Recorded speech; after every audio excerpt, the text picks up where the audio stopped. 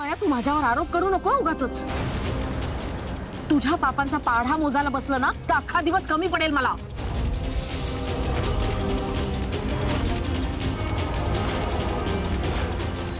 मीरा आणि अथर्वचं जेव्हा लग्न झालं ना तेव्हापासून तू मीराच्या जीवावर उठलीयस. आणि आता पुळका आलाय तुला तिचा. हो, तू काय नाही केलंस का तिला घराबाहेर काढण्यासाठी? तिच्यावर चोरीचा आळ आणलास, तिला मेंटल हॉस्पिटल मध्ये पाठवलंस, तिला घराबाहेर काढण्यासाठी. हो हो,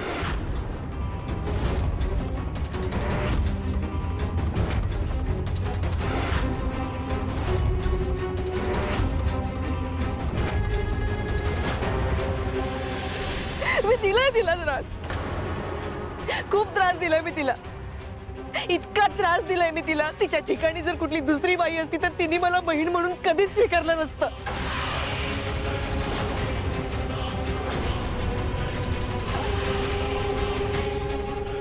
मोठी बहीण म्हणजे आईची सावली असते.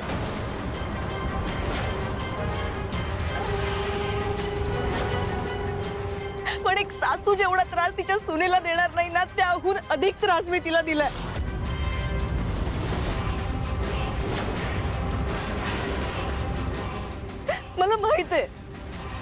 मला माहित आहे मी खूप नालायक बाई आहे.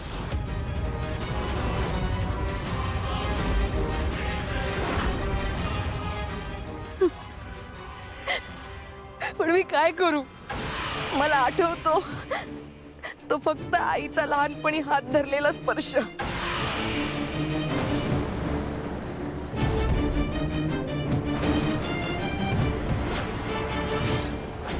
फक्त स्पर्श आठवतो मला आणि तो स्पर्श आयुष्यभर मी सगळीकडे शोधत राहिले.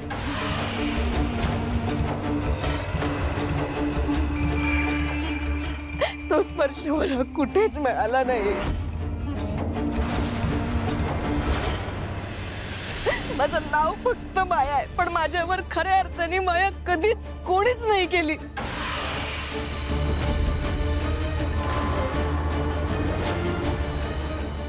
आणि त्या रागापायी मी मीराला खूप त्रास दिला.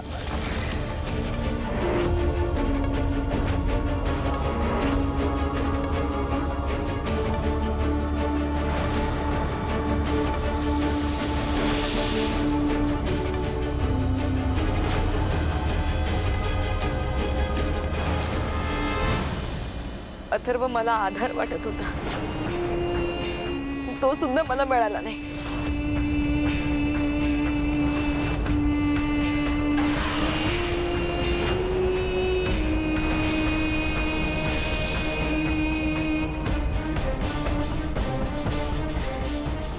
तुम्हा सगळ्यांकडे कुटुंब आहे, तुम्ही कुटुंबासोबत राहता.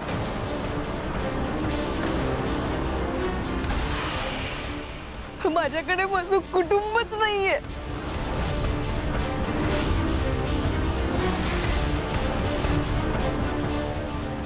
माझ्यासारखी नशिबी बाई कोणीच नाहीये, कोणीच नाही.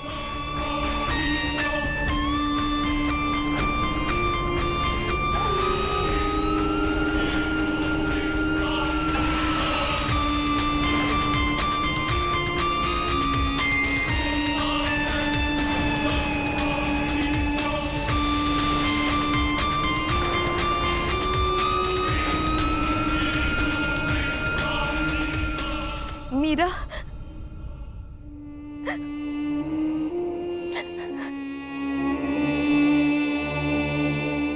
माझं चुकलं ग मीरा,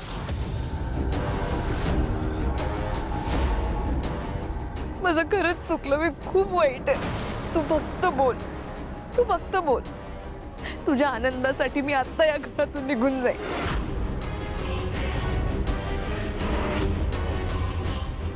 फक्त जाण्या अगोदर एकदा मला ताई म्हणून हाक मार ना.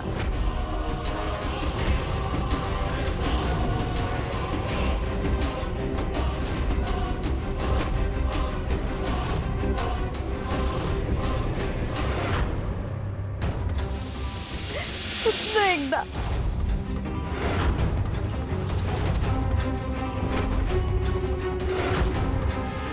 हवे तर मी तुझ्या पाया पडते मीरा, प्लीज प्लीज.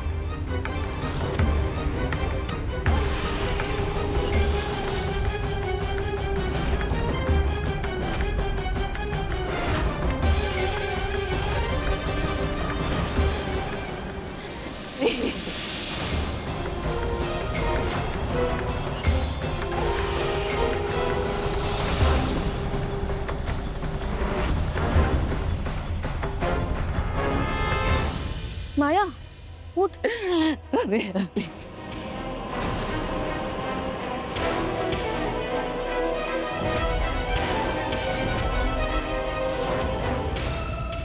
माया,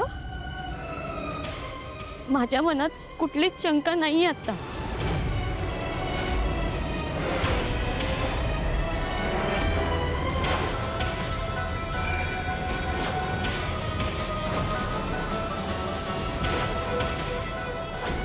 मी तुला माझी बहीण म्हणून स्वीकारते.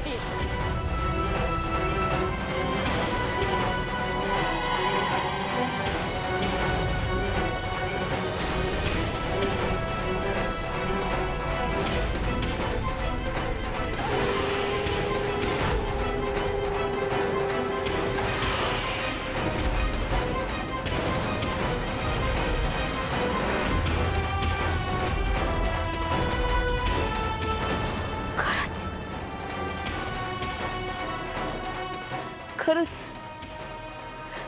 फक्त एकदा ताई म्हणलं.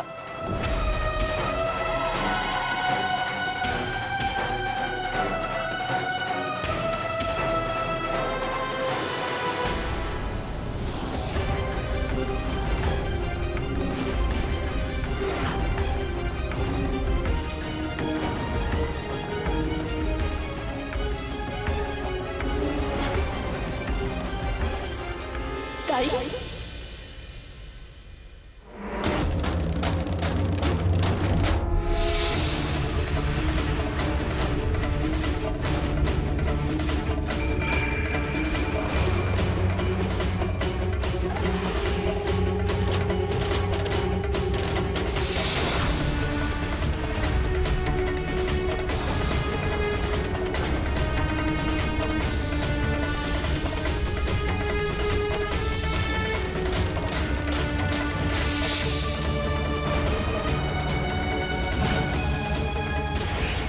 देवी आई, ही माझी बहीण नसू दे. ही माझी बहीण नसू दे देवी आई.